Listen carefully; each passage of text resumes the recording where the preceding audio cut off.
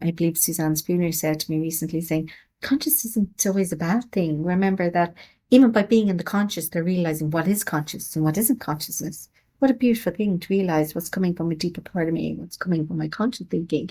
And even if you have that and you continue with that for the rest of your life, isn't that beautiful? Where am I making this decision?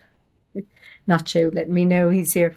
Where am I making that decision? Where's it coming from? Can I trust that decision? Can I surrender to that decision? Beautiful. Welcome to the Biba frequency, home to conversations with consciousness. I'm Biba, your host. Greetings, folks, and welcome to the Biba Frequency podcast. On today's show, I've got Tríona Sheeran. Triona is a quantum healing hypnosis practitioner. She's a level 3 and she's based in Ireland. And Triona is the lady that I went to when I had my first quantum healing session and my second quantum healing session. She's a dear friend and she is a consciousness explorer. She has so much wisdom and understanding of consciousness and the mind and the body and about self-healing and about self-love. She has a fascinating story which she shares with us, her own personal story of how she overcame her own self and her own illness and how she lost someone very close to her and her understanding of why that happened and how that happened and what happened since then. She has a selection box of goodies on her website to offer anybody who's looking for assistance at this time, whether it's through soul exploration, whether it's through regression, quantum healing. She offers courses, she offers retreats. She has a whole lot. I just call her a one-stop shop. She's funny, she's endearing, and she's enlightening. And so she's been invited onto this show and she's kindly agreed to come and share her story. So please sit back and enjoy. Triona, welcome to the podcast. Hello, Biba. How are you? And thank you for having me. I'm so glad that you offered when I asked you to come on, because I've been wanting to talk to you for ages anyway, and no better way than having an open discussion, really. Do you know, Biba, your open discussions are fascinating. I'd have them anytime over coffee. And do you know, it's interesting as well. We don't always agree on the same thing, which is what I love. Actually, I love that because it makes it interesting. Like it makes the world keep turning. Like I love your ideas. I find them very intriguing. And sometimes for me, I can have quite a set focus in my belief in the spirit world and the universe and my own higher self. I can have a very set focus on what it is. And I always need reminding of, well, it's all about perception and everyone has a different perception. So I find that fascinating. God, we're jumping right in there to perception. Okay. Jumping right. No, but you're so right. It is really all about your perception. And the more perception we have, the different angles, the more, just the easier this whole thing is. Yes. So we're discussing about like this kind of idea of being a victim or am I a victim? And it happened to me. And I find that interesting when people use words, it happened to me rather than it is happening with me. And I find that so much more empowering when people think this is happening in their life for a reason. Something is happening for a reason. There's lessons in everything we do, every situation, every colleague, every relationship, every breakup, every condition in our body. It's happening for a reason, or it can certainly teach us something. It's like our mirror. Like this cosmic karmic mirror that teaches us everything. So I don't like giving away my power. And I don't like when my clients give away their power when they say, this is happening to me. No, it's happening with you. And this is a joy to speak and all embrace and adapt and take on.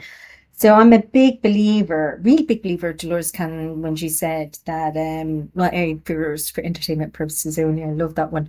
Because I lived a lot of my life in fear, actually, from my earliest memory. I've lived my life in fear and really, really caused havoc in my body. So that really resonates with me. And then her other quote is about how we create our own reality, because it blows my mind when I start thinking about quantum dimensions, past, present, future. It starts messing with my scientific mind. So where we put our energy on, where we put our attention to, that's what we're going to create. And that's more likely to flow in that direction. So happening to me, no, it's happening with you. You chose this. You chose this dimension. You chose this time frame. Super conscious state is in the now. So I'm a big believer of that. I love listening to you. That's why I'm so excited that you've come to have this conversation. So please share what you're doing, what you're up to here on the earth, because for those of people who don't know you, what's happening What in your am I world? up to here on this earth? You know, it's actually taken me a long time to figure that out. It really, really has. So I keep coming looping back, looping back, looping back. And my spirit team drag me kicking and screaming back every single time I slightly veer off path. They let me know in the body. So, for example, I broke my finger on a flight coming back from a flight. My right hand, my finger is like, you need to let go now. I was like, okay. So they let me know very clearly in my body, which isn't always a great thing. So why am I here? I feel that I'm here to be the best person I can be. I'm here to learn as a soul, to evolve, to learn, to grow, to learn on this planet. From a work point of view, I think I'm here to help inspire people or show people how to heal themselves. I'm a big, big believer of self-healing. And I'm a big believer of self-empowerment. And I know I've given away a lot of my power through my lifetime. And I used to work for the corporate world. I used to do sciences. I worked very, very hard at it. I was very, very good at it. And I became very, very sick doing it. So I kept ignoring signs in my body. I kept ignoring what I now know to be my higher self communicating with me. I could see spirit as a little girl. I terrified the bejesus out of me, like terrified me. So I lived a lot of my life in fear. What would happen if I don't do that? What would happen if I leave a work I'm not happy with? How will I pay the bills? What will happen if which is all fear-based thinking. So I led a lot of my life like that. And when I was 27, I started dialysis. My kidneys just stopped working. They don't quite know how, but they know they stopped working. So I really started what I call an awakening. I came back into myself. I'm going to summarize, I promise. I came back into myself. It's when I kind of started mindfulness and started the idea of there's something more in life. Not to say the best journey of my life was getting sick on dialysis for 11 years because all I had is time. So I had these milestones, Biba, of like, I just want to see my little girl turn one. I just want to see my little boys communion. I just want to. Then the next milestone was, I want to see her start Montessori school. I want to see him start secondary school. So I had all these milestones for the 11 years. And every time I achieved one, I went, yes, another 6 months. Yes, they got another 7 months. But the gift that that gave me was really quite profound because it told me that life is precious and we are only here on this planet for a short while. And although I believe 100% that life continues after death, in fact, I believe our real life starts after this death of this physical body, I'm never going to be in this incarnation again with the same people in the same way. So I might as well embrace it, enjoy it, live life to the full. So this is when I decided I wouldn't go back into the corporate world, into IT, and put myself under that duress. And although that comes with the reality of work, bills paid, I just knew that life is too precious not to enjoy every moment of it. So I got a gift of life. I got a kidney transplant, which is, of course, a miracle. The doctors say it's about 10 million to 1 chance of getting it. So I also know that this was probably pre-planned somewhere in the spirit world. Do you know that one who reincarnates? She's always difficult. She comes off path all the time. It's a straight route. She's going to come off. She's going to make it complex. Just in case she does that, we better have this waiting here for her, just in case, you know. So I got that, which was obviously really amazing. Like it's so incredibly amazing how incredible people can be to donate. And then my husband died the same week. Actually, I was still in hospital. I was just in ICU. And then he had a heart attack. So I was planning my life here, and then that happened. So every time I plan, it goes to crap. Every time I plan, something happens. So there's so many learning in that for me. I learned why bother planning? There's no point. I learned to let go. I learned that life is again, so precious. And I had what I call a second awakening, a spiritual awakening. So that's when I kind of came back and looked all the way back into who I was as a little girl, seeing spirit, sensing spirit. I could hear them, I could see things around. Just my husband determined to let me know that he was there and still there for us. And, you know, we die a physical body, but then we get into our, what I call a real body or our ectoplasmic body. So that's kind of when I started this journey, which was 9 years ago. So I was literally, this sounds mad, right? This even sounds mad to me, Biba. But I was in a bookshop and a book flew off the bookshop called Afterlife by this guy called Barry Eden. And I was like, okay, all right, it's a bit freaky.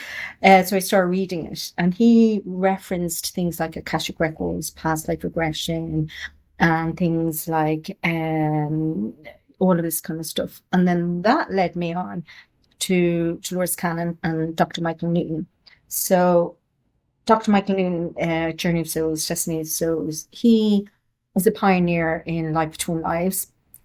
Although personally I don't agree with that name, because it's not our life between lives. This is our life between lives. So basically what a soul does, and how the soul is eternal, and how the soul is always perfect and amazing and incredible being, and how we do a lot of work in the spirit life. And then Dolores Cannon's work on trauma release, hidden knowledge, past life regression, quantum, starseeds, aliens, all of this. So I had this absolutely am I speaking too much? No, please continue. I had this very preconceived idea of what my life was going to be like next life. So again, I hadn't learned that lesson of not planning it. So that when you plan, you just plan to fail, right? So I had this idea that when I die, when my kids die, my dog was going to die, my cats were going to die, and we're all going to incarnate together in exactly the same way. So I was going to be the wife, he's going to be the man, there's even going to be 2 years apart. My dog, my cat, it's the exact same gender. I absolutely point blank refused to move from that idea for at least 1.5 years. And in any of my own sessions, if that was threatened in any way, like I was the husband and he was the wife, I would freak. I would absolutely freak out. So I was riddled with grief. That's my dog, sorry. I was riddled with grief. And what that meant is my consciousness couldn't expand beyond the ideas and the thoughts of what else was there? What could there be? And I completely get when my own clients now come in and they have this preconceived idea, because I was that person and I was determined to not allow my consciousness to go to where it needed to go. So I remember a fortune teller actually telling me, and I say fortune teller, she calls herself a fortune teller, although I would know it more as a psychic reader and oracle reader. She said, "Do you know you're going to be doing past lives?" No, I won't be. She goes, "No, you will. I see it clearly." No, I really, really won't be. And I had my first past life, and yeah, I'm doing this. Yeah. So, being sometimes the overcomplicated person I am, my husband used to say, "Keep it simple, Triona, just stop complicating everything." So it's another lesson of mine. So I wanted to study the mind, Biba. So I studied psychotherapy, child psychology, CBT, TPT, all of that kind of stuff, you know. But I also wanted to study the body, and that was the metaphysics and how the body links in with the mind. And I really, really, really, my passion, like my absolute passion, was the afterlife. What do we do when we're not in this incarnated body? How do we prepare to be here? And why does stuff happen that we don't want to happen? Like, why did he die at the same time I got that? Why is it black? Why is it white? Why is the balance? Why? So my passion was the afterlife. So I started studying mediumship. I started studying trance. I started studying afterlife exploration. All of this quantum journeys, all of this kind of stuff. And I'm still studying it. It's absolutely fascinating 9 years later. And it's just like this rabbit hole of information, you know. So that's kind of evolved in the last, I'd say just pre-COVID, maybe 3 years ago, something like that. I started realizing it's just not enough. It's not enough for me to be giving healing, Reiki, Rani, transcending spirit healing. It's just not enough. It's not enough for me to be working with one-to-one.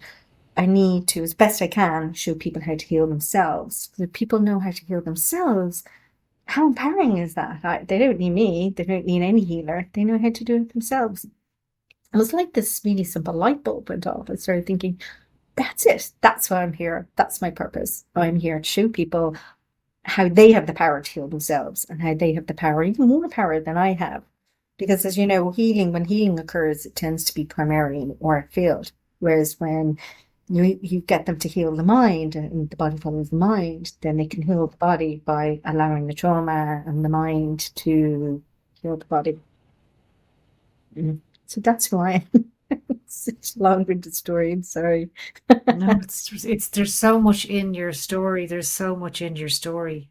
Did you ever find out that when you received the kidney and your husband passed away at the same time, did you ever get an answer for that? Did you ever figure that out?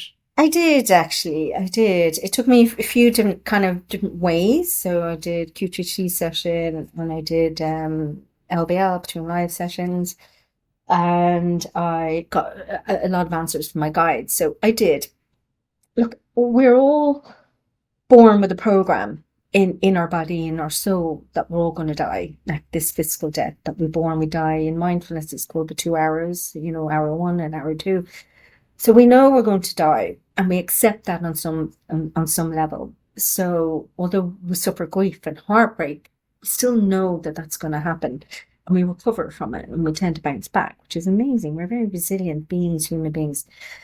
But the why killed me, as you said. Why then? Why wasn't I home? Why wasn't I there? So first of all, he told me really clearly, well, if you were there, you would have stopped me. You would have put me into hospital and I'd be alive. Though it had to be when you were gone, Triona. And I was just like, okay, fair enough. But why did you have to go then? So for me, one of my life lessons was about self-love. And absolutely, I can tell you, I loved him more than myself. And it's not what I was here to do. I'm here to love myself unconditionally, which of course is a challenge for a lot of us. So my life would have always been about him, not about me. And then that sounds really selfish, but I mean, in my heart, it would have been about him. The second thing is, I know I would have gone back to IT. I know I would have gone down that route. I would not have gone into the work I'm doing. I've had over 2,000 clients in regression and journeys. So I'd like to think that in my way, I've helped those 2,000 clients, and they've gone on, and they've gone on, and they've gone on, as well as teaching various modalities. So I know I'm a better help to me and humanity by doing what I do.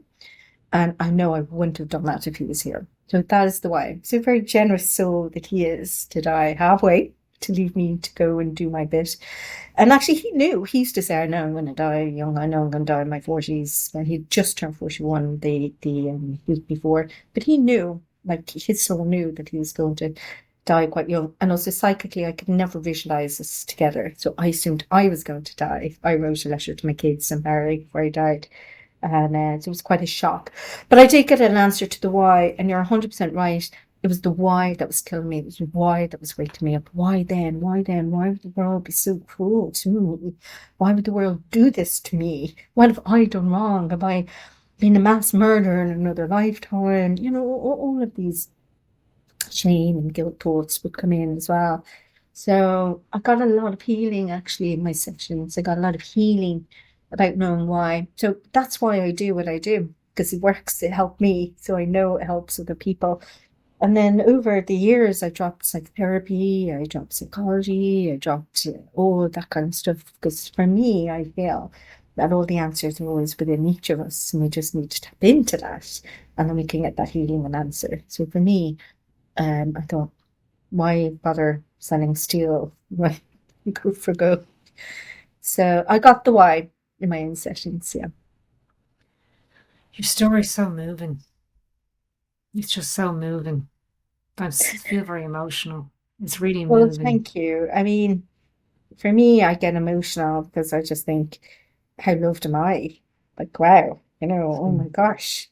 Look, I mean, the donation of that's literally saved my life. I mean, I had well over 20 NDEs when I was on dialysis, and my heart stopped and started, but and I was given months to live. So, I mean, when I say it saved my life, it saved my life. So I'm so grateful that somebody would love me so much to do that, because as a soul and as an incarnated being, I'm so grateful that Barry would leave in order for me to cop on and be the best I could be. And I'm very moved, sometimes upset about how amazing, resilient my children are to, to agree to be with me in this journey. But really, I get moved about the level of love and support I have from my spirit team, my spirit tribe. I get unconditionally love and support from them, as we all do. And I just feel so much gratitude, huge gratitude is what I want to say, that I am doing when I am, because so unfortunately he had to die, and all this kind of stuff had to happen. To make that happen in an ideal world, I would be in a better soul being where that didn't need to happen. But I like who I am now, and I didn't always like who I was. I'm a nicer person now. I wasn't always very nice. I was one of those horrible corporate bosses who go, just get it done, don't any excuse, just get it. Horrible. No, I'd be like, oh, sit down, tell me what's happening, have a cup of tea. So it's horrible. So when you know yourself, people, when you come into your spirit, your soul, it's so perfect and so pure that it can't help expand that pureness and that purity, that light. It's like a warm blanket around us. So I gained that. I don't feel I lost that, although of course I feel grief, I feel heartbreak, I'm not gonna lie, but I agree with this person. I am so freaking honored and grateful that I did love and I can love, and that the spirit world to have given me that connection to my soul. Yeah, amazing. So Really. that's fulfilling then, isn't it? That fills the void of when his biological is not around, but the love that you have, obviously, as you said, you can still have grief, but there's something very whole about knowing that you're loved, really loved. Now, I probably cry at least once a week. It's nearly 9 years later. I cry at Christmas. I cry at my anniversary. I cry at my birthday. I cry at his birthday. I still cry, but I still consider that an honor that I love him that much, that I can cry, because so many of my clients say, I don't know what love I don't know what love is. I've never felt it. And I would feel so devoid and sad if I never felt it. So it's painful having felt it, but so grateful that I did. It's very fulfilling connecting with him and feeling him and sensing him and chatting to him. But also, I can't regret my kind of psychotherapy training and psychology training or the trauma training, because I'm very plugged into my body now. I never used to be. I used to be so detached from my body that I wouldn't even feel what's going on with it. And now I acknowledge it. So every morning when I wake up feeling, this is kind of sad, right? Somebody said that it's such a sad thing that I feel this, but it's not a sad thing. Every morning when I wake up, I feel a slight pressure on my chest. And it takes me like a nanosecond to remember and realize that that's heartache. It's grief, it's sadness, and it goes. It's nanoseconds, and then it goes. So when will it go? I don't know. Is there a time? I don't know. It's just allowing it to be there, and then it will pass. So I do feel it. I feel it every single day, but it doesn't dominate my life, and it doesn't dominate my day. So I see and feel so much gratitude, unforced gratitude, not toxic positivity, in everything, like the ocean, the sea, the dog being annoying, the kids, the everything. I feel very grateful. So yes, it is fulfilling, and this is why I say to people, it's very fulfilling and healing being a medium, and it's very healing for other people being mediums. It should be healing. It is healing, because right now some people can't connect to that other side, or of course they can, but they don't connect to the other side. So just like some people need healing until they learn how to self-heal, some people need a medium as that bridge until they learn to connect to that place themselves. But I do believe that we are all here to learn how to do it ourselves. Eventually there will be no bridges. Everyone will be able to do it directly themselves. Yes. Well, that's going to be good, isn't it? Yeah, actually, quite interesting. I remember all the way back when I was doing some trance training. Actually, going way, way, way back, maybe 7 or 8 years ago. There was somebody and they were trance speaking. So it's when the kind of spirit world controlled the voice box and a different voice comes out, different mannerisms, different voice. And the male voice in the female body said that they were developing a hologram in the spirit world and here. So it was in conjunction with two sides. So there's going to be a hologram where they can just step in and have a phone call conversation because they don't always figure out why we struggle to let go of emotions. So please interrupt me from rambling. No. So the spirit world doesn't really understand why we struggle to let go of emotions. Is that what The you mean? spirit world, I wouldn't even say loved ones as much. I mean more kind of more what people would say elders, masters, council members. So I'm not meant to say this, that there's a hierarchy, because in the spirit world there is no hierarchy, but I don't know how to explain it in a human way. There's Okay. like layers and layers and frequencies of different beings. So there's like, source, God source, whatever your belief is, but there are elders or guides, and then there's loved ones. The loved ones have been incarnated and they understand why, because they've had that experience and they understand why you like to hang on to that all that trauma and emotion. But guides and elders, so forth, they don't always understand why. So they're like, they incarnate to planet Earth to evolve and to learn an emotion, and then they hang on to it so tight it makes them sick, and then they die. They don't understand that illogicness. It's so logical when we think about it. As human beings, we're like sticky tape. We just love trauma. We just don't let it go. It's just like, yes, I want to hang on to it as tightly as I can in my body, and it's going to affect my entire life. So I feel that this hologram or them always looking to communicate with us, and they really are always looking to communicate with us in whatever way. I feel this is them saying, we understand your current grief, we want to help, we're doing our bit to help. But eventually, the whole idea is that incarnation, learn what we need to learn, experience all of life riches, all those amazing emotions, and then we let them go. And then we let them go. Then we let them go. So this is where trauma release comes in so handy, because we just struggle. We just struggle to let them go. Any fear, all fears and all phobias is trauma-based response from a program, usually between the ages of 0 and 8 and or past life.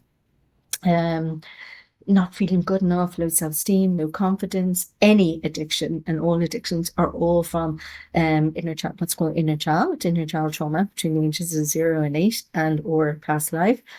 Overworking, underworking, depression, anxiety, everything. And in fact, I'm going to step further and say, metaphysically speaking, we carry all these emotions in the body. So if the body is sick, we either chose it before we came here to experience that, or we're holding on to toxic emotions in some way, and it's affected our body. Wowzers.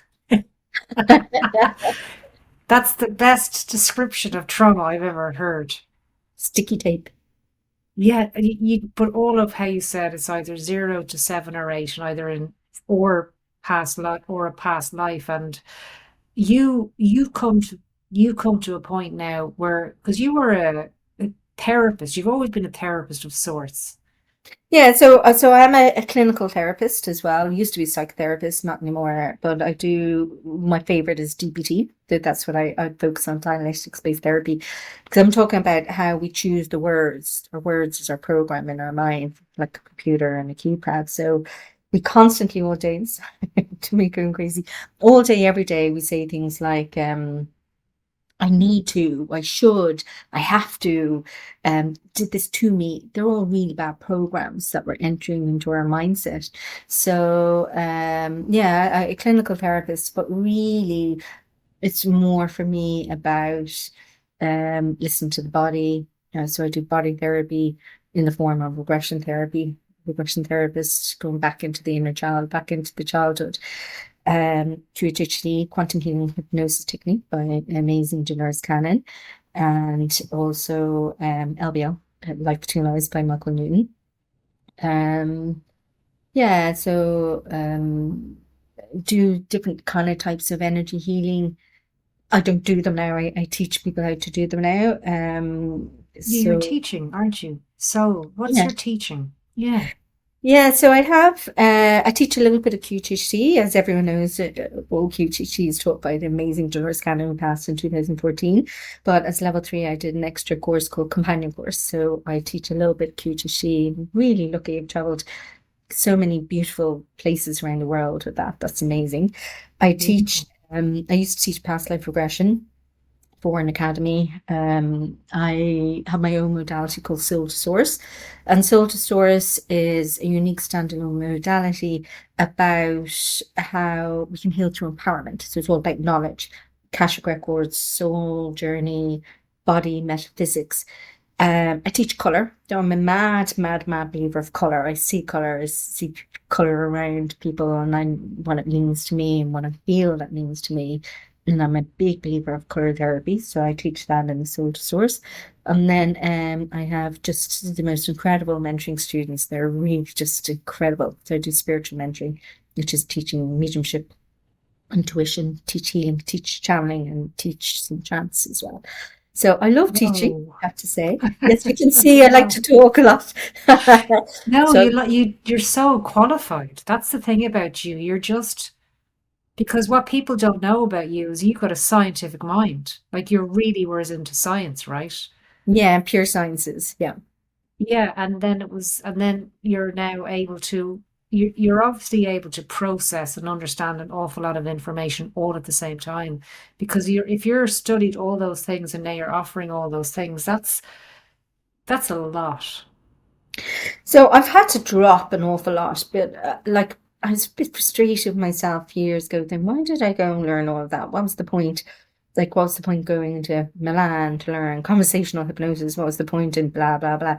And it's because it's all left a little imprint of knowledge inside my mind. So I need to understand it. I needed to understand how the mind works. My very first question I asked the spirit world: what frequency are you on? How are you communicating? How? How in the brain? How does that work? How? My very first question when I looked at metaphysics is, well, how is the body communicating? Oh, so the brain communicates with the body, not the other way around, okay? Um, how does it work? How does trance work? How does trauma work? How? So for me to get my answers as to how and why, that's where I did all the other courses. But you know what, Bibi, if I'm really honest with you, courses are amazing. I'm so grateful for all my like, incredible mentors around the world. However, it's still about processing and allowing myself to process it. So when I was doing mediumship, I would sit every single day in a circle, every single day for at least 1 hour for 2 years to practice. When I was doing trance, I would sit 3 times a week for 2 hours each week for years. When I was doing hypnotherapy, for example, I think my first past life regression, we were meant to do 10 and I did 45 because I couldn't let it go until I understood how it worked in my mind. And then, but it's about practice, practice, practice. And if I can't do something, how can I expect a student to do it? If I don't get it and I don't understand how it works. And I think all of us, I'm grateful to have my training, but I don't always think everyone needs training. I just think they need to sit and practice and put in the time. So when I first started meditating after Barry died, or I ever could, when I first started meditating after Barry died, I could barely sit for 1 minute. I'm not exaggerating, 1 minute before my monkey mind kept coming in. But I built it up to 2 minutes, 3 minutes, 4 minutes, and I was so focused on connecting and for myself because I was somewhat skeptical. That I ended up being able to sit in deep trance for 6 hours. So you're not awake, you're not asleep, you're aware, but you're not aware with nothing, no thoughts, no nothing, just an awareness of something. I didn't even go on a mind journey. I could sit in a deep trance state for 6 hours. That's how much practice I put in. Now, you could sit for 30 minutes, if I'm really honest, before my mind starts coming in because I let go of some of that daily practice. But what we put in is what we get out. You know, Yeah. when we're passionate about something, our passion will lead us onto that journey. Yeah. And passion is soul, it's the spirit within us, passion. So my passion for the afterlife, my passion for science, my passion for how does it work led me to do all of that. But I know that nobody needs to do that either. They just need to follow their passion. And that will tell them what they need to know, tell them what they don't need to know. Oh, it's so lovely. And I know I've sat with you. If for anyone who doesn't know, because nobody knows, you're the person I went to for my first QHHT session and my second QHHT session. And I remember, I remember just being with you. I'll always remember that session and how you how you were with me and how you just skillfully and masterfully just led me through, because mine was quite abstract, and how it all just was so harmonious. And I remember you speaking to my higher self and you were like probing it, getting questions. And like how you did it was like you were just like not saying, no, no, no, can we just go back and find out more? And I remember I just remember your encouragement, number one, your encouragement and your belief in me. You really Oh, believed in me and you said, Biba, you could easily do what I'm doing. You could easily do channeling and mediumship. I mean, just really easily. And I'd never heard that before, ever. So you said you were so convincing that I went and studied channeling and mediumship. And from that, it opened up a whole new world to me that just fulfilled me so much. It's so fulfilling, right? When you just have yes. that access. It is all about the time that you put in. And so I just want to thank you for being part of my journey, because I think why I do QHHT is because the session I had with you, and why I did mediumship and channeling. It's all down to meeting you, actually. It's all down to meeting And you. thank you. But I believe this is how people come in and out of our lives. It's all contracted. It's all pre-planned. I do believe that, and I believe that we are here to help activate each other, and we are here to help each other create our own ripples. Because look at that like I was drawn into my journey as I discussed at length, and then other people in my life have kind of activated that part within me, and then I've just helped, encouraged, and nudged you on your journey. You've helped, I'm sure, hundreds and thousands of people nudge them on their journey. So we are all in this together, actually, and Yeah. it's very, very beautiful because there's so much war and so much competition, so much anger and hurt and pain in families and out of families and countries. And yet we're all in this together. We've all chosen Right. to incarnate at this planet at this time to freaking help each other. So of course we're human, we have an ego, that's normal, that's valuable, in fact. Yeah, we're sticky tape, we hang on to certain ideals, whereas we really are here to help activate each other. And like what I saw within you was just your colors, and felt your ability was already there. You were going to go on that path regardless of me or somebody else. You were just ready. You were ready for your session. You were ready to go on that journey. We're ready. Yeah, Thank you. but maybe I was ready, but I attracted myself to the right person to encourage me, because when you talk about, you're all about people's self-healing and encouraging people, like that's actually really what you do. You do it really, really well. Thank Because you. I'm quite funny in how I receive information. I hear lots of things, but I don't necessarily take it on board. But when you were talking to me, I was just like, okay, like not even questioning, just going, okay.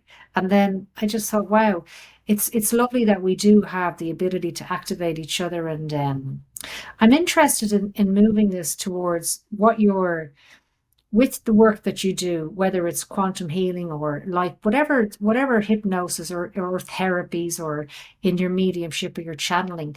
What's going on at the moment on this planet? Where are we? So many That's a funny 2 weeks expression. later, I just went and had a quick cup of coffee. So I do believe it's challenging time in Earth's history. I have to say, when I was a little girl, I could constantly see previsions of fire, floods, Armageddon, da, da, da, da, da. So I was always predisposed to thinking the worst.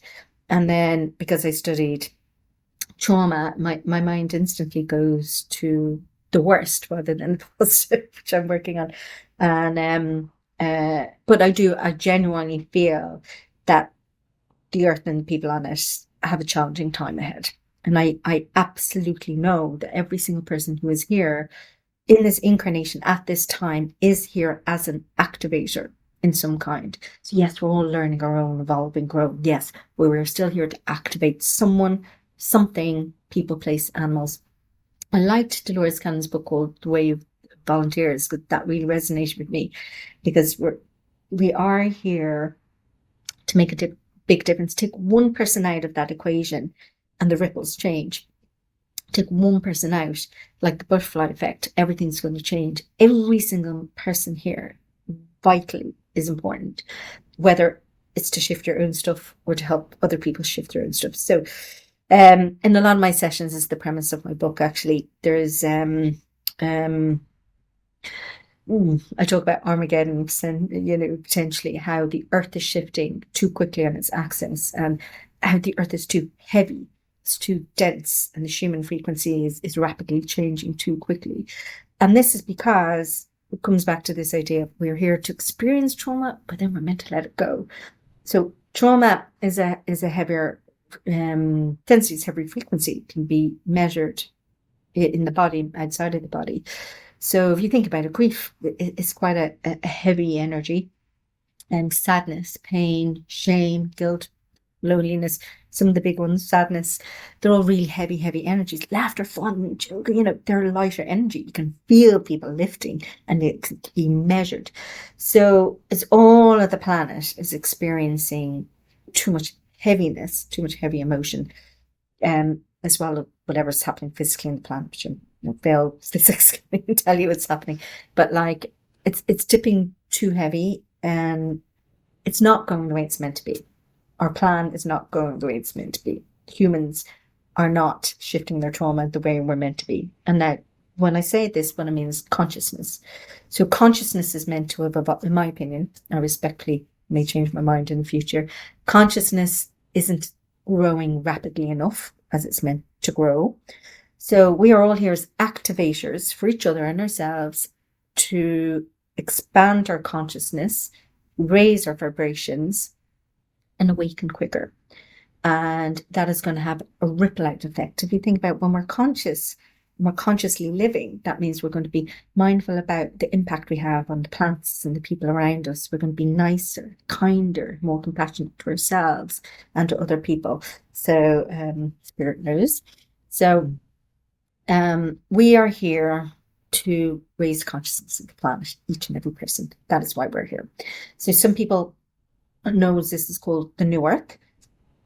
Yes, I believe in the New Earth, but I also believe there's also another physical planet called the New Earth. I believe it's very, very important that we will do our best for ... And tell me about when you're doing sessions with people, are you getting information? Yes. Oh gosh, all the time. Yes. So that kind of science mind within me. I don't really, I don't believe anything. I wouldn't put a huge amount of credence to something unless I hear it 3 or 4 times from completely independent sources. So I frustrate me sometimes in my session that I'm a little bit linear in how I ask things. And it's because I'm very careful not to put in a suggestion. When you put in a suggestion, you're altering the memory, and then you can't always believe what is being told. So in part, you listen to a podcast, you listen to a session, and one session says, yes, consciousness is amazing, we're all exactly where we're meant to be at this time, doing the right thing. And then you listen to another podcast or another session on YouTube, and it's like saying the complete opposite. And people say to me all the time, what am I meant to believe? First of all, I say, what resonates with you, when your own instinct is what you're meant to believe. Do your own research and find the answer for yourself. But also then I'll be curious about the sessions and what was said. How did they get their information? We need to be very careful about where we get the information and how we get the information. But then also, loads and loads of sessions are talking about this, how we're in trouble, and how souls who have never incarnated before from other planets, believe in other planets, right? So what we call starseeds or ET beings. So they are incarnating here for the very first time, but they don't really want to. They're here because they want to, the consciousness of the planet. It is exploding. When I did one of my Akashic Record trainings back 9 years ago, they were saying something like 25% of all souls incarnated will be a starseed. Now, Jesus, it's close to 70%. There are more and more people, souls, beings who are here not for themselves, or they're here for somebody else, or really focused on clearing their own trauma and their own limiting beliefs and their own stagnant energy. They will be driven by it. This is why neurodiversity is huge in my opinion. It's exploding. So some people would say it's because of external factors. I personally believe on a spiritual level it's because they are different beings who are here to bring. They're different. They're high vibrational beings. So as high vibrational beings, they come with a different mindset, and that's going to help the consciousness. People are driven not to have children now. So amazing to see so many people being empowered in their decision to not have children, because that's really what they want, and they feel strong enough to be able to say now, no, it's not why I'm here. I'm here for this. I mean, it's nearly unheard of, an awful lot of what I call old souls or mission souls, who are souls who have incarnated so many times that they don't need to or don't want to incarnate again. But in the spirit world, they've said, okay, let's go down. They need us now. Come on, let's pull the troops in. So these would be like spiritual gurus, teachers, aspirers, Buddha, whoever, you know what I mean? People who wouldn't normally incarnate, but have decided to, again, old souls. So all of these are coming up in session. So for example, when I started QHHT 9 years ago, for me personally, about 9 out of 10 people spontaneously went to a past life. So QHHT isn't a past life regression. It's quantum healing. So you go wherever the mind needs you to go to. 9 out of 10 will go to a past life. Now, be lucky 5 out of 10. The other day I was like, just like a nice past life. Just going to a past life. Stop going into another planet. Come on. Wow. So maybe 4 out of 10 may go to a past life. They're going to quantum experiences. They're going. One person the other day was like, I'm sitting on a star watching the earth down there below me. I don't think we would have done that 9 years ago. Some people could, but not a lot of people, because that's the consciousness. Leaps all the way back to what I was saying in the beginning, how when we have a set frame of mind, this is what I want, this is how the world works, I'm religious, this is what I believe. Nothing wrong with being religious, by the way. Yeah. But that's our mindset. So when we have a closed mindset or closed consciousness, we can't allow ourselves to see or experience what else there is.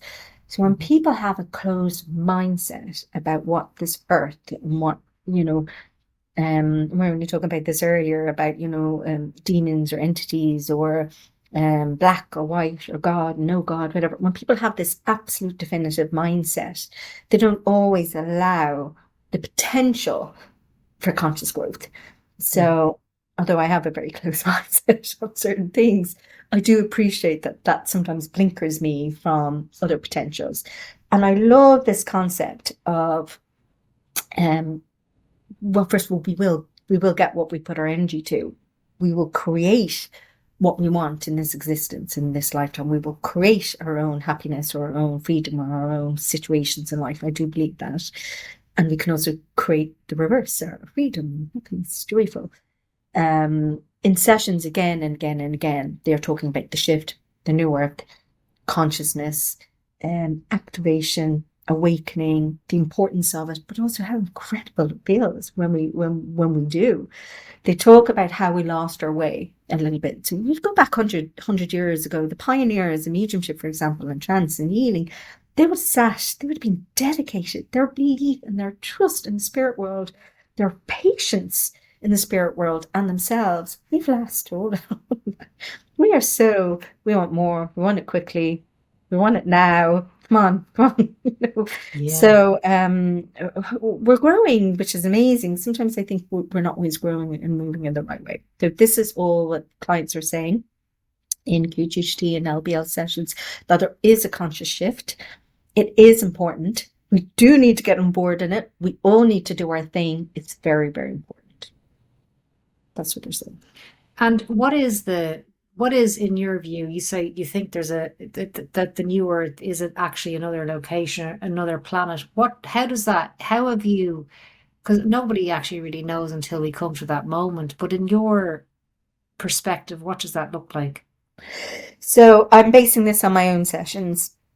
I've Yeah. had about 15 sessions in a QHHT and LBL. So in my own sessions, and actually I'm basing it on a friend of mine who interacted with those sessions at one point. So my sessions, my very, very first QHHT session, I thought I was in the future. I was in fact in the past. It looked very futuristic. It was on planet Earth and we were seeding. Like there was no habitation. There was nothing. We were planting plants, like wee dinosaur kind of plants. And I came out that session going, what? Oh my gosh, what? It really, really confused me. Though I got a lot of what I needed in that session. I stopped drinking coffee for 2 years after that session, which anyone who knows me is unheard of. But I was left with other questions of, oh, that's really, I could see atoms, I could see stars, I could see planet being great. Oh, it was just mad. So over series of 15 sessions later, every single session I went to the exact same place, so much so that I actually didn't have a session for 2 years. So I'm not going there again. Just no. Every time I went, I was in a panel of 7. I was watching them do their work. They were creating planets. They were creating planet Earth. And then when I went in again, they were creating another planet. And then they were creating air, blah, blah, blah. What some people call blueprinters. And come down to Earth, gather data, bring the data back. Very frustrating. It's very, as an emotional being that I am, it's very frustrating to deal with the powers that be who are quite more matter of fact, and they couldn't understand free will. So fast forward, it must be about 3 years ago, I went in and I could see another planet being created. It was really, really cool. It was primarily green, and it was bigger than Earth with very similar atmosphere, and it was powered by both the sun and the Earth's core, so it was a mix. So I call it Solora because powered by the sun anyway. So Solora was a brand new planet that was there, not quite ready yet. Now I thought I was absolutely mad. I recorded and documented it, and I used to say to people, I'm actually mad. Look at what my imagination can conjure in sessions. Oh my God. And I'm generally quite a modest person. For me to think that here I am creating planets. Honestly, I just thought it was absolutely bonker crazy. So, but I had all of it documented. And then in my session, I was describing 7 earth, air, fire, water, topology, they're all creating, And then I come back after one of my incarnations and I'm arguing with the powers that be, the elders, the blue creators. And I'm arguing because I didn't want people to die. So many people die with potentially our timeline. And they're going, but there is no death. And I'm going, but yeah, but there is. There is no death. Yeah, but there is. And that's getting really frustrated in this section because you just didn't get it. And I was getting quite emotional. And then I had a session with a guy in Australia. I was facilitating an LBL session with him.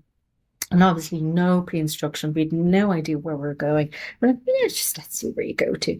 And he went in and he goes, yeah, I'm one of 7. Earth, air, fire, water.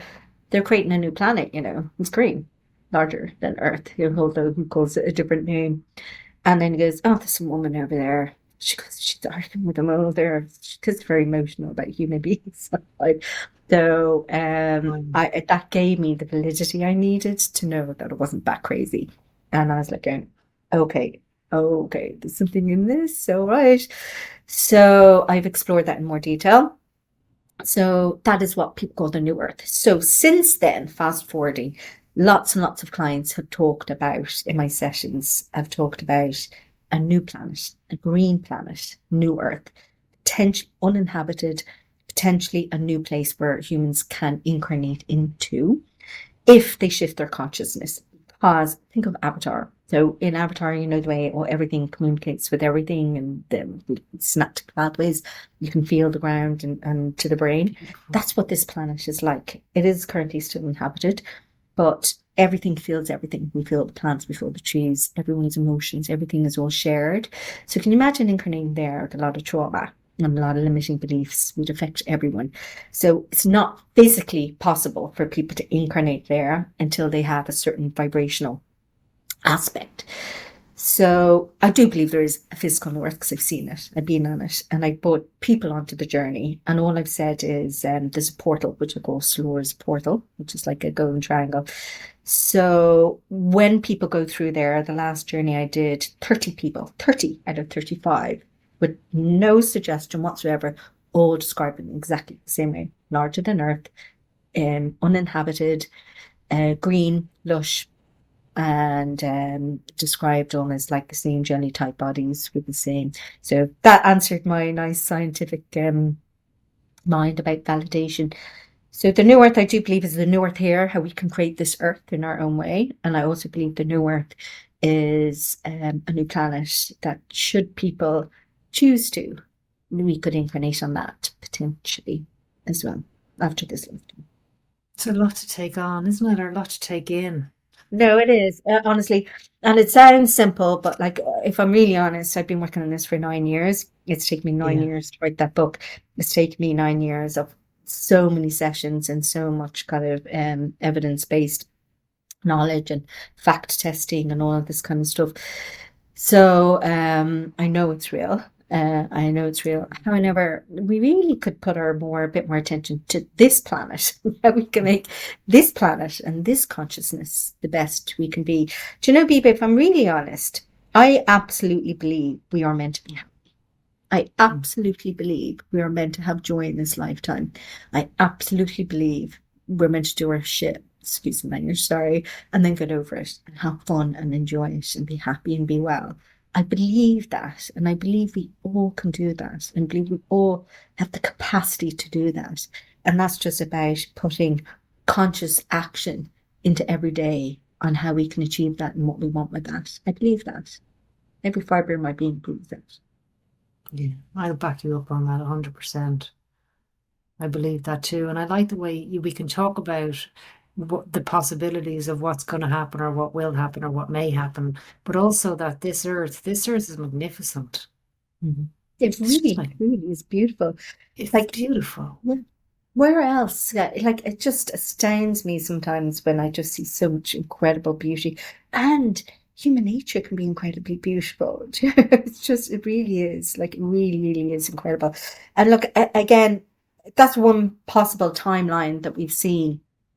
One possible timeline. But I always think it's a nice, gentle reminder just to be the best we can be and to be the happiest we can be, and to not forget. We tend to forget our soul selves a little bit too easily, and we tend to be consciously too wrapped up, you know, in the little things that, honestly, truth be known, don't really matter. Doesn't really matter what car we drive, doesn't really matter a handbag we have, it doesn't really matter, you know, what X and Y. All that matters is that we have the best experience that we can possibly have together and help each other. That's all that really matters, I think. It is definitely, I agree, it is all that really matters, because we all just want to be in a space of there's peace within us and all around us, that our relationships are peaceful, that we're content in our relationships, we're content in what we're offering ourselves and others. Like, there's a feeling of some kind of satisfaction, you know, some kind of, that just, like I said to my mom, whether yesterday or today, I said, I just love what I do. I love what I'm doing with my life. I feel good about where I am. I feel good about where I've landed, what I'm doing and what I'm putting my attention to. And it's taken me a long time to say that. That's incredible. That's absolutely beautiful. It is, like, what I do, and regardless of what it is that I am doing, because I do lots of different things, I'm really enjoying what I picked, because I made conscious decisions about it. I thought I was doing something here, and I thought, this is just a means to an end. This isn't fulfilling me on any level. On any level, it's just a means to an end. I'm worth, so my soul is worth much more than that. I need to value what my soul wants to say. and my soul might want to express itself creatively, or assist somebody in empowering them, or just being the best mom I can be, or just loving my pets, or just being nice. It doesn't really matter how it manifests. It's just being conscious in all that we're doing. It brings so much richness to life, doesn't it? Oh my gosh. And what you're saying there, what I'm hearing or what I'm feeling is like it's about being present in no matter what experiences in present work, relationships, in our body and in life. It's about being present because like not all my life is peaceful. I sometimes find it challenging. Um, but I allow myself to stay with that now. I don't force myself to go through it. And I just allow myself to stay present with the feelings and the emotions. And with the acceptance, then can come the peace, after. So I don't strive for peace where I used to. I do definitely avoid drama as best I can. And yeah, 100% Biba, it really is about being present. You see, I do believe that we incarnate already knowing all of this stuff. And I believe, in fact, I know we incarnate with a map and a plan of what will make us happy, or what I call our path. And it's complex. It takes time to create. It takes time and energy to map that out with all these other soul beings who are here to help us. And when we follow that plan, it's all going to flow. We need to make it happen. We don't need to put too much attention into the future to making it happen. And when we put too much attention into making something happen, we're forgetting about all the incredible stuff that's happening now. And when we put our attention into the past and think of everything that happened in the past, then again, we're forgetting about everything amazing that's happening in the now. So the superconscious state is the now principle of mindfulness and quantum physics. So absolutely. And also because we're human beings and we experience all the lovely movement around us, we don't always stay in a peaceful place all the time. But when you're present with it, when you're aware of it and you appreciate where you are, you're much better able to be prepared when you're not in that peaceful place, because you can also get back to it and moving forward. Once again, you will be in that peaceful place. So some people hang on a little bit too tight when something is good, and hang on a little bit too tight when something is bad, instead of just being free. And this is about freedom. That's a really brilliant statement. I know where that came from. But I love that. I remember, people, I remember when you came in, you were saying you saw a big huge orange ET balls. And am I correct? Remember correctly? Yeah, I've got a weird phenomic memory. And I was like, oh, that's cool. What's in the orange ball? So my mind is like thinking, do we see them? Are they physical? Could everyone see them? Is this just she could see them? What are they there for? Why do they need to be in some kind of form, physical form? Do we still need to see them in physical form? What's happening? Can't wait. Can't wait for this session to see where she goes about the orange ball. Your session was a very interesting one because everything I've talked about the consciousness and conscious shift and the wave of volunteers to come in to make way for new beings.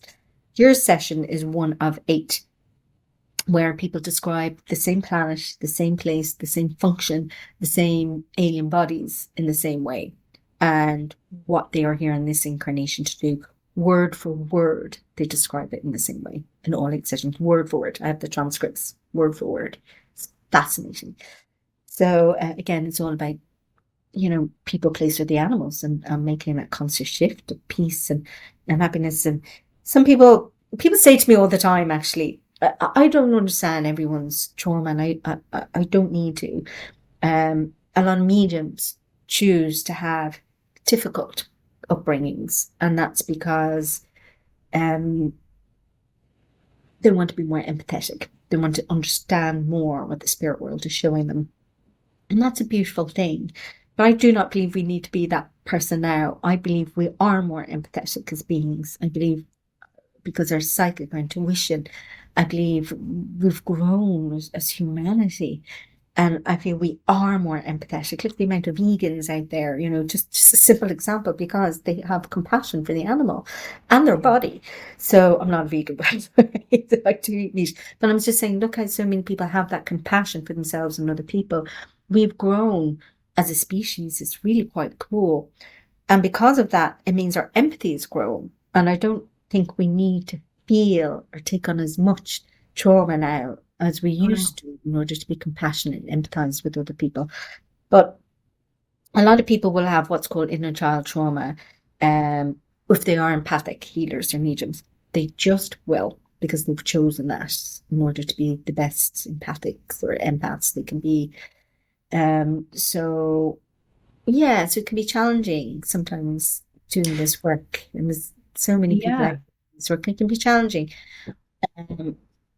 And yet, you've managed to bring yourself into a place of peace and harmony and balance. And I definitely feel the balance within you, which is beautiful.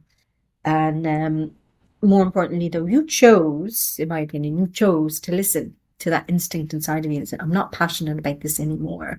I'm not feeling fulfilled in my soul. I'm not going to dishonor my soul by doing something that no longer brings me passion and joy. And you changed it. And you're flowing now. And you're in balance and happy. Yeah. So put for the me, work in. Yeah, we all have this. You put a huge amount of work in as But well. you have to, right? I believe, I love my work. I love what I do. So for me, it doesn't feel like work. But we do need to put the work in. But it's the time of learning and sitting with it and nurturing that relationship. We do. To me, that's the work. Yes. No, it is in inner work as well. Absolutely 100%. I always say to my students, every time we have an hour of spiritual work, we need an hour of balance and mindfulness, to balance the two. It's always work. It is, but work in a good way. We have this negative connotation that work is a bad thing. Work is a wonderful thing when we're doing the right work. But you've earned that. You've earned that balance because you put in the work. But more so because you've listened. You listen to your soul, you listen to your heart, you listen to that instincts, and you put action into place. In my experience, human beings aren't very good at putting action into making things happen. So in QHHT, for example, Dolores said it was really, really important to take home the recording, listen to the recording, listen back to the recording. Because people will have more or less probably somnambulistic amnesia, but also more than likely it's because the neural pathways in our brain, it's easier to go back to doing what we already know. The brain, it finds it easier to go back to what already knows rather than to move forward with a new suggestion and a new thought. So the challenge for a lot of people is about putting action into when they want to change it. So you recognize it wasn't fulfilling. You had respect for you and your soul to say, I need to change, and then you put action into changing it. And that's why you have peace. That's why you balance. That's why you are exactly where you need to be and where you want to be. Interesting. Yeah, exactly. It's the action. That's what I mean by the work. I didn't just think, well, if I change my thoughts, everything's going to change. There has to be some motion as well, like investing my time in it. It's, you can create in the quantum realms using mind power and your soul, but you also have to get into it, you know what I mean, as well. I've seen things created. I'll have a thought and then it will manifest itself, but my own soul's development, it calls me to go within myself and dig in. And like you said, it's when it's not peaceful, it's about being present in that space, because knowing that peace is going to come around again, but it's maintaining yourself in the storm. Because tell me about your experience of what's happening now. I know my own personal journey, it's like that at the moment. And anyone I speak to, it's just this, it's very imbalanced, as in like there's so much fluctuations of emotions and change and things coming up, and it's a lot going on. Oh, so if I was to talk to you about 4 months ago, I'd just say, yeah, it's great, balance, flow, everyone's flow, wonderful, wonderful, wonderful. But everyone I know, nearly everyone I know now, it's like, boom, like fireworks happening all over. There is a massive shift going on at the moment for everyone. So, me included, sometimes we get a little too comfortable about where we are and what we do and who we are. And yet the soul is constantly looking to evolve and move and grow, evolve and move and grow. So there is a lot of shifts and changes. In part, I feel it's the frequency of the planet. I do. In part, I feel it's the consciousness of the planet and people on it and the consciousness of people. But also there is some massive shift and some massive change where we are being pulled for something more. I don't know what it is. People ask me all the time. I'm like, I don't know. I feel it and I know it. I went to a journey last night in a meditation, actually, to a place. I don't know where it was. I don't know what they were telling me. I don't even know what they looked really weird. I don't even know who they were. I came out going, so my knowing, my claircognizance is quite strong. I always know what it means and I sit with it and I feel it. I had no idea what it was or what they were trying to tell me, what they were showing me, or why I even went there. And all I heard was, for now, that's enough. I went, we should have no more. I know that a lot of other people will be getting this, Biba. You know, a lot of other people are going through shifts and changes. For why? I don't know, but I'm sure it's for the betterment of everyone. I believe that, I believe, for example, that COVID, for example, that horrible word, because it's so overused now. But I believe that was pre-planned. Personally, I believe I do. I believe it was meant to happen in Earth's history. It brought a lot of people into their spiritual selves. So my clinical versus my spiritual work was probably 80% clinical, 20% spiritual, although I wanted 100% spiritual. And then during COVID, completely top over 20% and 80%. So a lot of people had an awakening. A lot of people realized that life is precious, life can go, and that it's not indefinite. It also brought up and bubbled up anyone's anxiety, any trauma that they're hanging on to, any triggers, which is a wonderful thing. So I feel it was good in lots of ways, and also kind of people start questioning their reality and questioning authority, which is, in my opinion, a good thing. So I feel that now, where we are now, back to your answer, is a legacy of all of that shifts and changes for the last 3 years. I do feel, because it's like what happens after the storm, what happens after that calmness, because we are in a kind of state of calmness now after all of that. And then people are like, what's next? They've been in fight or flight for so long that it's like, what's next? So this shift, these explosions, these changes, I feel, is what's next for humanity. And do you think that that is why there's this insatiable appetite for the more, but it has to be more and more in? It's like we were discussing before we went live about, it's just always looking for more. Like it's never quite enough, like what we understand and receive. I know myself, I like to explore truths, and I like to, if I'm into a truth, I'll go further into it. But at what point do we just be with what we are and what we know? Like modalities changing. There's, in the spiritual world, there's so much, it's like a race. It's got, like, if I was to tune into the energy, it's like a bicycle race. It's so fast. Everything's moving so fast, and it's almost impossible to keep up. There's so much happenings and offerings, and a lot of it is the same language and the same ideas across different kind of names, but it's kind of toxic in a way for me. I so agree with you. So agree. It is like a race, and it's because the energy is super duper strong at the moment. So me in this energy, and even this energy, I don't normally speak this fast. It's a bit like it's the adrenaline. It's all the coffee, like too much coffee, you know. Everyone is feeling that because the frequency of the planet is changing. So every single person describes, I'm feeling very activated. I'm feeling that energy. It's exploding, and it is. So that, like, everything is a race, in part, the energy. I also feel subconsciously people probably know that they're here to do something important, and they feel that kind of that slight anxiety, that pressure to get it done. But also the other thing is, people have become very, very impatient, me included, very impatient. We just want it now. And, you know, we want answers now.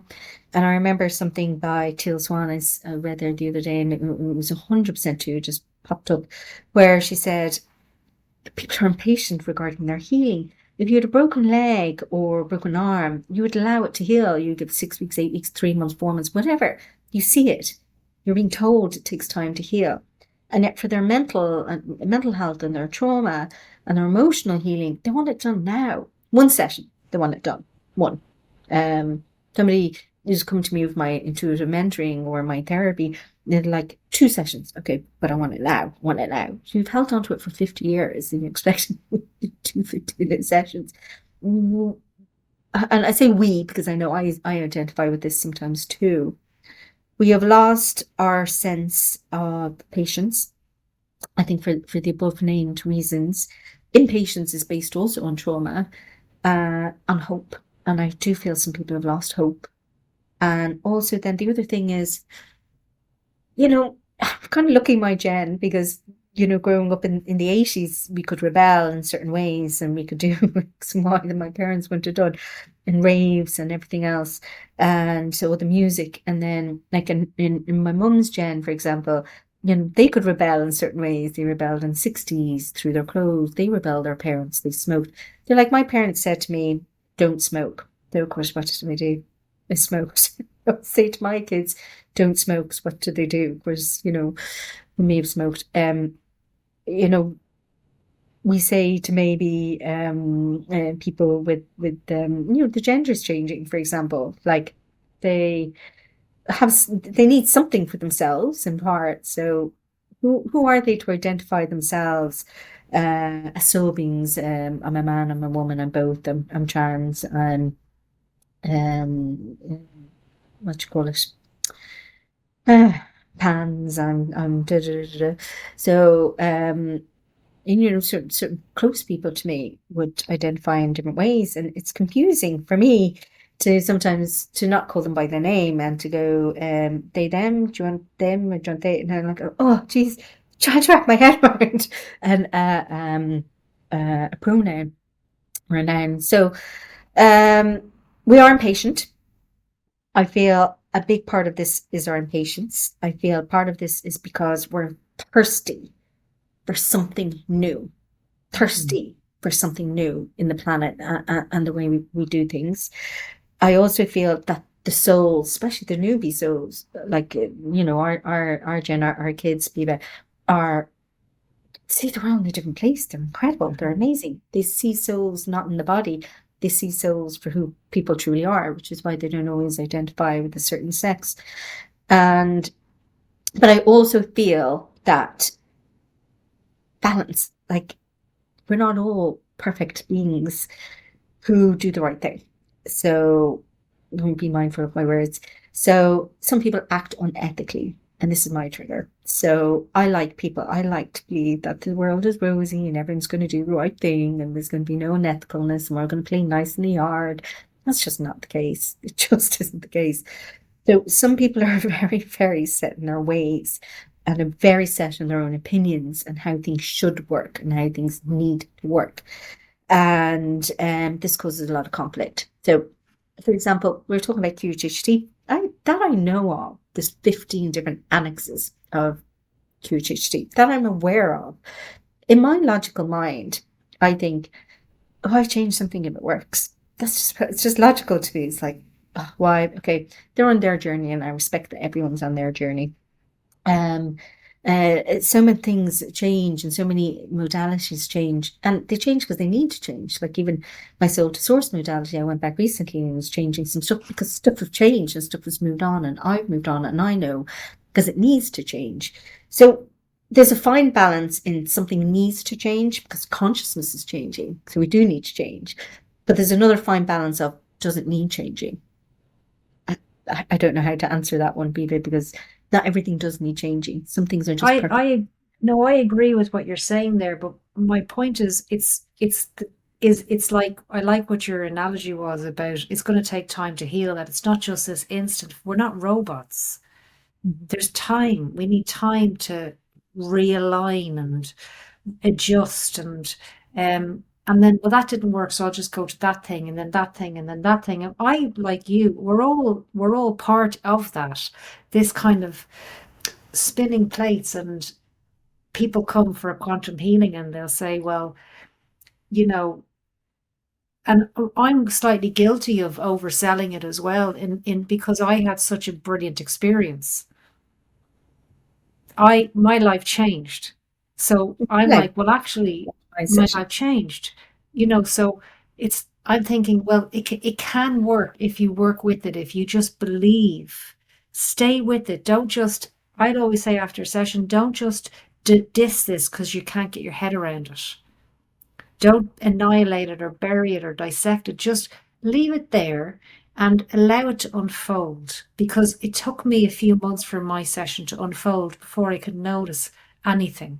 And when I began to notice the unfoldment, things started changing, and it's soft and it's gentle and it's subtle and it's loving. It's not just some people do have instant things, but not many people. It takes time to integrate and to also believe. It's our belief systems is really important, isn't it? Yeah, that's exactly what I was saying there a while ago. It's about how our consciousness will only allow us to perceive what we can at that moment. So, like, for example, in mediumship or guides or channeling, they are showing us 5D information. If a loved one in the spirit world is coming in and they're communicating a memory of a birthday, a 60th birthday, they're not just showing you the memory of the birthday. They're telling you how they felt at that birthday, what they were wearing, the smells, the taste, how they felt before the birthday, what present they bought, where did they buy the present, what did the cake taste like, who blew the cake, who was there. They're showing us all of that, all of that. They can't dissect it. They can't only show us one thing. So when we, for example, in QHHT, in sessions, they're getting what they can perceive, which is this, but really what they're getting is all of this. Now, we have strong egos sometimes, and we want things now. We want them now. I want them now. Which I get, of course we do. But this is happening, but this is actually happening. Now, and this is where I say to people, you're going to get this, but actually you're really getting this. And just allow it to unfold. Give it time.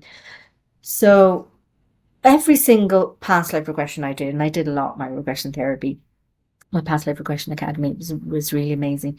Every single session after my husband died, guess where I went to? A little lady, dying comfortably in my bed, with my family, very traditional past life, until I allowed myself to see what else is beyond that in my soul's journey.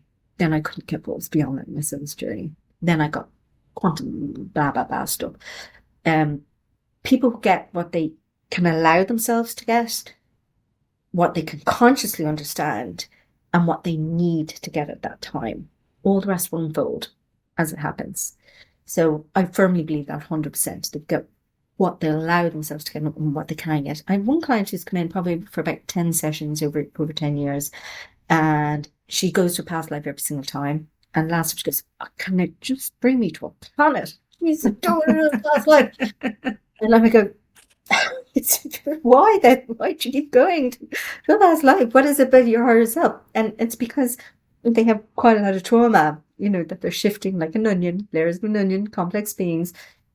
I get somebody who comes in, they go to a planet and they go, I don't want to go there. I just want a regular past life. We don't get what we need, not what we want. So aren't we beautiful beings who feel we want this, but what we need is this? I want Brad Pitt. What I need is a cuddle for my dog. So what we want and what we need are two very, very different things.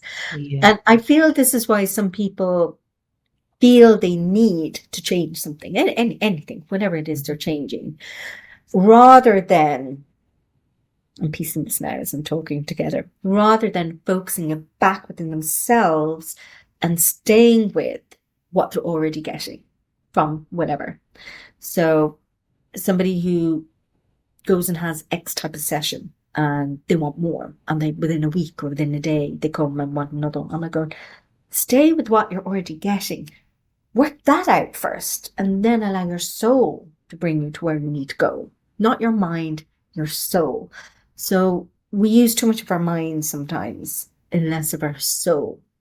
I'm not always convinced that our soul needs to change something that's already working. And I mean, for ourselves, I feel it's human patience and and not being comfortable with settling in a sense of peace that sometimes we have to keep changing, you know. Like somebody said to me recently, what's your favorite, was in a group in a retreat I was running, and it was like, what is your favorite meal? If you could have one meal ever again, what would it be? And some people go, oh no, I could never stick with one. Oh my gosh. But some people go, yeah, pizza. Be happy with pizza every day. Would you get bored something?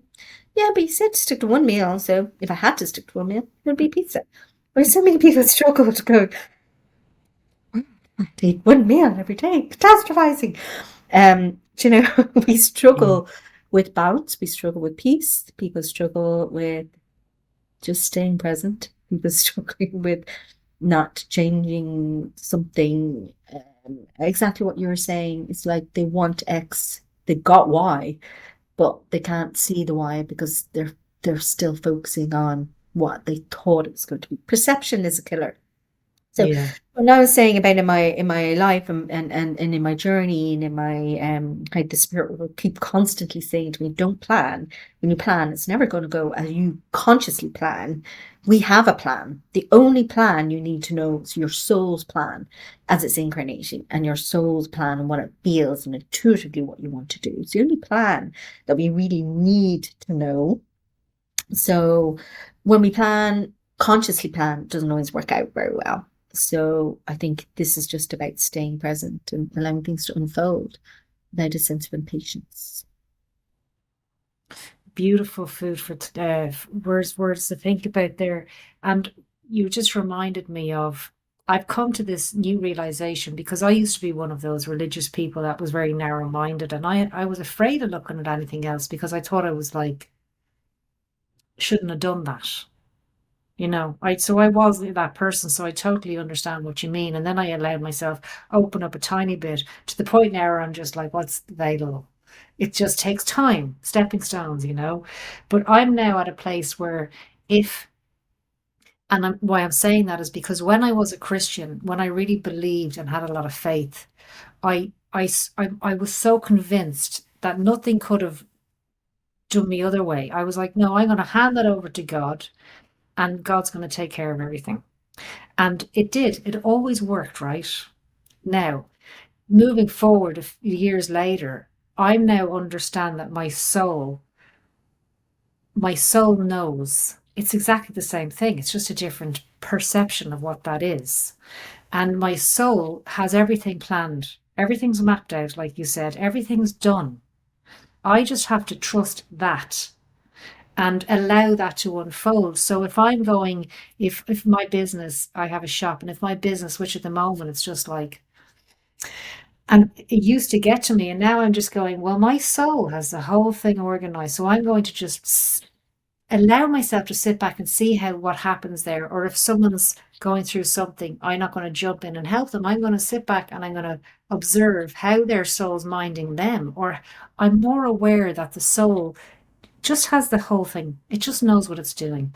And I believe my work with quantum healing and working with people on a soul level has given me the ability to really know that, because I see the soul is in charge of every session and I just get to observe that. And I'm so enamored and so glad to be part of something that's so true. It's just so real and it's so true.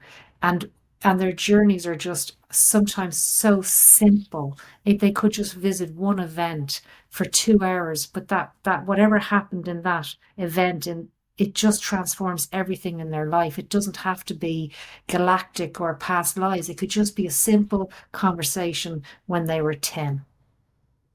You And know, it's I so love that. I mean, I love in child healing as well. And exactly, they will go to where they need to go.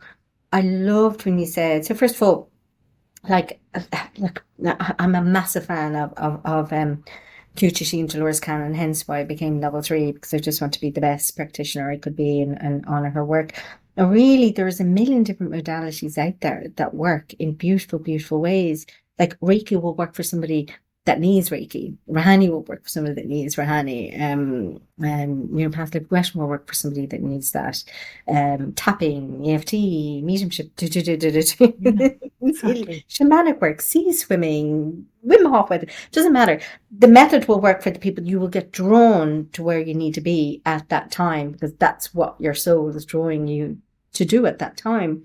There's a huge amount of peace for me in trusting and surrendering to, exactly as you said. And my students could practice it. We know you're going to tell us, you're going to tell us trust and surrender. And yeah, because that's all I need to say. Trust and surrender. The rest is simple. When we trust and surrender, it's beautiful. It's golden, because it's all there. Harmony, perfection, love, honestly. So I don't mind what method somebody use, what modality, what method, as long as they get to where they need to go. It's a beautiful thing. But it does require conscious surrender, in my opinion, as well. So nobody can do the work for them. The amount of people I get messages all day, every day saying, can you cure me? No. I thought you were a healer. No, I teach self-healing. I don't heal. Can you cure me? Absolutely not. I actually think I can cure you. Can you fix me? No, I can't fix you. I can help you fix you. It's all I can do. I'm powerless to do anything else. It's all I can do. So we're all working on our own self-healing journey, you know. It's trusting and surrendering to that power within yourself that you already know how to heal yourself, and you and your soul already has that information. But it does require conscious surrender and trust to get to that place. For me, it took a while. I'll be honest. Nobody will work with me in my clinical therapy. They're like, oh. And that's because I was so used to maintaining so much control in my life. It was challenging for me to let it go in an instant. And it took me a few months to let it go. I'm really proud that I let it go. For some people, you know, it takes a little bit longer than others to let go of that control. But it is 100% right. It doesn't matter what way anyone does, as long as you get to the end result. And then it doesn't matter as long as it's true what you need. And I do agree in coming from the right heart space. So I think everyone, I personally, I don't care what method people do, but I do think it needs to come from the right heart space. Why are you doing it? Do you believe in it? How do you feel about it? You know, this is why it's important. Exactly as you said earlier on, we all need to do our own work first. We really do. So otherwise that ripples over into what we're doing. And I'm a big believer of faith, because I didn't have any really growing up. I believed in ETs growing up. I believed in spirit growing up. But and I knew I wasn't alone, but I had no religious faith. So growing up in Ireland, as you know, we were kind of forced. We were forced to rebelled, typical 13-year-old. I stopped going, and I lost a lot of faith. And I called myself an atheist. And then I came into my Buddhist kind of phase when I was probably about 17, and I explored that for about 9 or 10 years. And I love faith. Any faith is better than no faith. So I have no problem with anyone believing in any religion, as long as it doesn't hurt anyone else. I have no problem with anyone having their own opinions on anything, as long as it doesn't hurt anybody else. But a faith in something is much better than no faith at all. Because what you're saying as a Christian, or Catholic, or Church of Ireland, whatever belief you have, you're saying that I believe there is something more than me and the spirit within me. I believe in a higher power. I believe that there's a source of something. I believe. I'm trusting, and I have faith in that trust, and I'm surrendering to that. And that's a beautiful thing to give yourself, no matter what label it's called. Yeah. And then as the soul and the consciousness explores and expands its awareness of other things, then you can start to understand that what was Christian is now maybe an understanding of the universe, or understanding of spiritualism, or understanding of something else. Lack of faith, I feel, is the dangerous part. Yeah, that's so beautifully said, because everything is a stepping stone into the self. So it doesn't really matter what it is, because your soul's saying, well, that will be attractive to you right now. So you could go into that, or Buddhism, or Christianity. But none of that matters. What matters is you're beginning to trust. And isn't the work that you and I do, and the work that a lot of us are doing now, is to assist people in trusting themselves. 100%. Trusting your intuition, trusting your gut feelings, trusting that this is working, trusting that, you know, you're on the right track. Stay aware, stay focused, stay present. And when feelings come up, just don't get drunk or eat them down all the time. Sometimes just learn to sit with them and let them surface. Let them surface.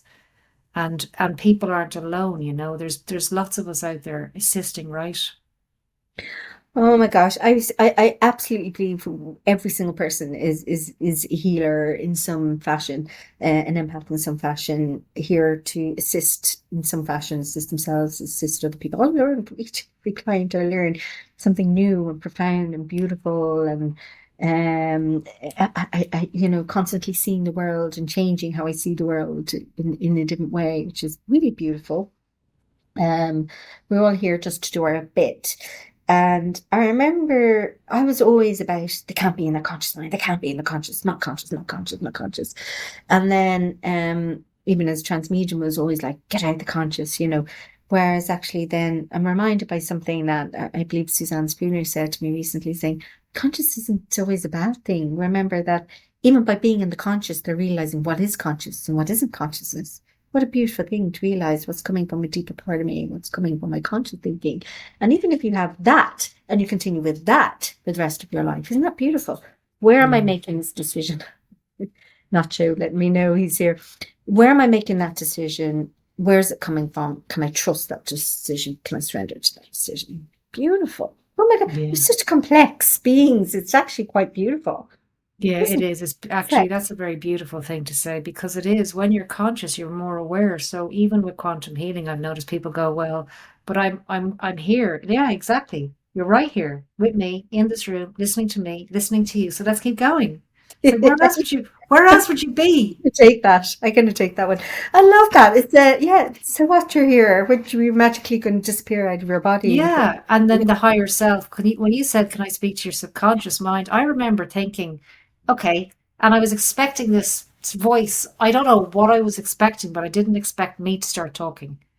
So it was great when you're doing something you like you just know it yourself.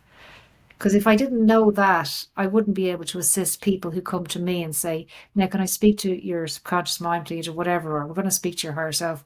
They're just like, no, you can speak now. It's all fun and games as well, isn't it? We're all learning and I mean, that's it. Sometimes they need to consciously surrender to speak before the subconscious and stuff. And it's very polite, you know, the subconscious. I remember my first session, I was like, do you not need to speak? Oh my gosh. And I kept saying, this is just me speaking. It's just me speaking. And then I said to give up meat. There you go. I still eat meat. I'd listen back to the recording. I went, I did not say that. Just I was like, oh my gosh, I can't believe I said that. And then in another session, I went, fine, eat but no chicken or pork. All I eat is freaking chicken and pork. And I was like, oh, come on, that's saying the exact same thing in a different wrapper. Don't eat meat. So, and that's a personal decision. So I love that we all have this decision. Everybody's different. Everybody resonates different. You know, I'm not saying to people, don't eat meat. I eat meat. I'm not saying don't. I'm not saying to eat meat. So I love that. You're 100% right. I've had some humdingers. I'm going to tell you this. I shared this in Hawaii at a QHHT teaching event recently. And I had this, do you know, you meet these clients, these people who come in and out of your life, and they're so inspirational. They stay with you. And their energy and their calmness, so inspirational. This was an old soul. I could see the layers and layers and layers of color all around her. So beautiful. A solid presence and calmness that was just beautiful. And they had a condition. And most people would come in with this condition, wanted to be cured and wanted gone. And they said, no, it is what it is. I just want to know if I'm on the right path. And I just want to know, a bit more about me. And it's refreshing to hear that, and I just went, okay, let's see where we go. Very, very interesting session. But at the beginning, she said to me, I know I could have done more for humanity and the spirit world. I'm limited in what I can do in this human body. I know I could. So why would I choose to incarnate here on this planet at this time when I know I could do more from there? So her higher self question. One answer. It was just a humdinger. It was amazing. Do you know what it said? Don't take a guess. Sex and chocolate. That's what she's doing. Steps and chocolates. Basically, I just break out laughing. I was like, Wow. okay. And in sessions, then the first question you ask her that is, well, tell me more, break it down, tell me more herself about sex and chocolate. I was like, I don't know if I want to get into this question. I'm not even approved, even though I was like, oh no, where's this going to lead to? Well, basically, it was saying that she was here to Wow. enjoy the earthly pleasures and the life experiences because we can't get that from here. Can't get that Wow. from spirit at the same level. Same level, That's we can't get brilliant. that. I just thought, Jesus, if I could sum it up in a postcard or something, that would be it. Why am I here? Sex and chocolate. Okay. It's just perfect. That's Ourselves, so perfect. funny. So funny. Yeah, They have stitches. it's beautiful. Mhm. So tell me something else. We're going to cut it out soon because I know your dog probably wants to. What's your dog's name? Nacho. Nachos here sleeping on my knee now. Aren't you not? Nachos. So tell me, is there anything else you'd like to share? Um, so yeah, I'm a tough cookie, am I? My students always say I'm a tough teacher. I always just think we are here to be ethical, be honest. Which we come from the heart space, it's always perfect. We don't even need to consciously think that way, right? I Yeah. just adore people being empowered. It's like fills me up. And people can't empower really other people. They can inspire you to empower yourselves, but we are all here to find the knowledge within us. And we do have the map to find that. And we are all here to connect into the deepest, most perfect, divine beings that we truly are. We are here to access part. And it's a journey. It doesn't always happen overnight. Like for me, it's been a journey over 46 years. So we are a complex being, and that's okay. For some, it happens super fast, and for some, it happens, you know, over long. I always say, everyone knows, as I say, if I die, coming down to my nugget of my onion, I'll be happy. It's just so perfect, just as it is. You need to be patient. You just need to allow it to unfold and to develop and unfold and see where it takes us. I love everything you said, Biba. It makes absolutely resonates with me so strongly. Really, inner peace is just about listening to what feels right for you. Because my inner peace is going to be different than your inner peace. It's going to be different to someone else's inner peace. And also, we're not always here to be peaceful. Sometimes we are here to experience everything, the good, the bad, the up, the down, the black, the white. We're here to experience all of that and then let it go. And then let it go. Yeah, and let it go. And so, for anybody who's listening and they're like thinking, well, I've tried so hard to let it go, you offer several different tools and techniques in letting go, really, don't you? Yeah, and look, not every tool suits everyone. I'm just about getting to the root cause. And whatever method I do to get to that point, I don't mind. Get to the root cause, get it out. ISC. Get into the root of the trauma, get it out. And that could be regression hypnosis, that could be quantum healing, that could be in exploring your soul memories, that could be in learning how to heal yourself, which is a mentorship I have. The next one is upcoming now, registration's coming soon. Mesmerism, it doesn't matter. Like I'm always big on the healing aspect of everything. So in mediumship, when I'm teaching my students recently, I'm like saying, why are they here? Why are they showing you that? What is the message? Why would that person spend their energy coming in to communicate? They're not just saying we like your new curtains. Why? What are they saying? It's always about healing. So there's loads of different ways to get to that. Some people will benefit more from a soul assessment or soul guidance reading. Some people will benefit more from mentoring. Some people benefit more from therapy, and some people will benefit more from regression of some kind. It doesn't really matter, and we are all here to help in that way. So that's how I work, because I believe that's what works for me, and that's how I teach my students, because that's what I'm passionate about. But just listen to your heart. I'm not for everyone. I always say that to everyone. I'm not for everyone, but there is always somebody there for you. There's somebody. We're Yeah. not here alone. We always will have support from incarnate and discarnate beings. So just seek the right one for you and the right version for you. That's beautiful.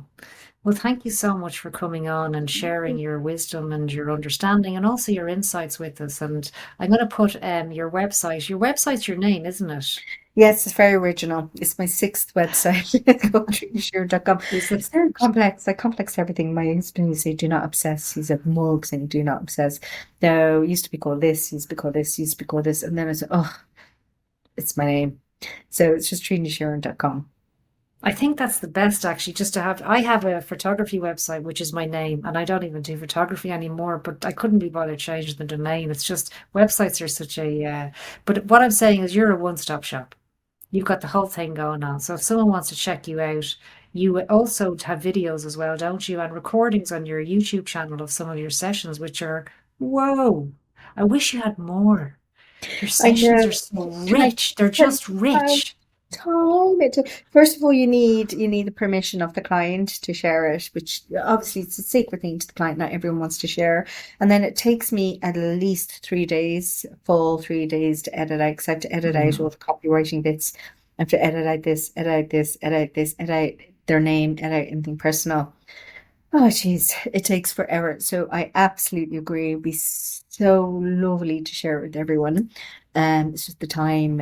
of course, I understand. Time. But yeah, I mean, they're there. A lot of them are there to be shared. What I'm finding a little bit easier lately is to record maybe 2 minute little excerpts out of it just on the phone. And if they're comfortable to share, sharing the little excerpts. So, Mm, but yeah, we can all learn from each other's stories. And I always find a message in other people's stories and their journey. And it teaches me about consciousness and teaches me about how consciousness is in this lifetime and then we leave it and then it's our soul and then like do and then we come back and then new consciousness and then we leave it. So it's like kind of like this, but consciousness isn't there forever. That can bring some people a lot of peace as well, understanding that if you've chosen challenges in this lifetime, it doesn't mean every lifetime is going to be like that. And can I just say, I don't agree in karma actually, and I respect everyone who has mhm. who believes in that. I do not believe because I've done just so many of the sessions and LBL sessions and higher self sessions, and what resonates with me, I don't believe that we have to pay back anything that we've done from another lifetime because I believe all learning is what we're meant to do. There's no bad, no good, no evil, just experiences. So Nice. my definition of karma is that we have an energetic mirror, and what we think, what we feel, and what we do sends out to that mirror and comes back, not out of retribution, but clearly because it's like an energetic frequency thing, bounces back. If we feel we're good enough, we'll get the right relationship. If we feel we're crap, that's what we're going to attract. Same kind of thing. Yeah. So yes, sessions. Thank you. I'll put more for everybody. I do have some guided meditations. I have one on inner child journey, one meet your guides, twin flame, one on building your power, which is so important for everyone, and one on meet your higher self, and lots of other little ones there too. Oh, listen, thank you so much. Thanks so Thank much for you. coming on today and sharing everything. Everything. Everything. Maybe we'll get you on again in a few months and see, get another update on what's happening. Because I think you're Okay. going to shift in the next 6 months, I think. Yes, I do. I'm curious about it because everyone keeps saying to me what's happening, and I'm like, I don't know yet. I don't know. My guides will tell me. But yeah, let's see what's out there. Isn't that interesting? Dot. Yeah, it's Thank so you, Biba. It's been interesting. Lots amazing. of love. You're so thought-provoking. It's incredible just to see you balanced and shining. And so many people will say to you and to me, we're preaching because, how can I don't understand grief. I don't understand pain. I don't understand da, da, da, da. And we understand, you and me, because we've been on a journey, that we understand. But we also understand how we can let it go. We also Yeah, understand how we can be happiness in that experience, find happiness and balance. So I love that you're a shining example of what people can do to be you sweetheart. peaceful and find balance. It's beautiful. It's inspiring. Thank you so much. Until You. next time. Until next Bye time. bye.